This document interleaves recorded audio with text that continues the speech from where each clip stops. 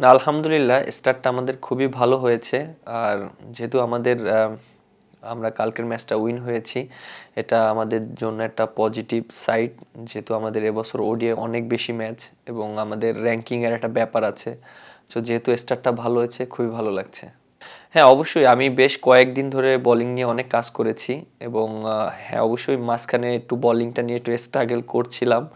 But কোথায় আমার improve করতে হবে সেটা আমি খুব ভালো করেই জানি। সেটা নিয়ে আমি কাজ করেছি এবং বিসিএলেও ২টা ম্যাচ খেলেছি। ওখানেও সেটা নিয়ে কাজ করার চেষ্টা করেছি এবং আলহামদুলিল্লাহ কালকে বোলিংটা আমার জন্য অনেক বেশি কন্ট্রোল ছিল এবং বলের লেন্থটা খুব ভালো জায়গায় ছিল এবং উইকেটটা অনেক ভালো উইকেট ছিল।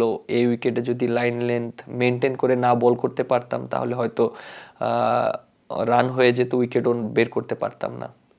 অবশ্যই যেহেতু এখানে আমরা ট্রু উইকেটে খেলছি এবং অ্যাজ এ স্পিনার হিসাবে ট্রু উইকেটে বল করাটা একটু বেশি চ্যালেঞ্জিং। আর আমার কাছে মনে হয় যে আমি যদি অবশ্যই ভালো জায়গায় বল করতে পারি, লাইন লেন্থ দুইটাই ট্রাই করতে পারি, আমার কাছে মনে হয় যে সাকসেস হওয়ার চান্সটা বেশি থাকবে।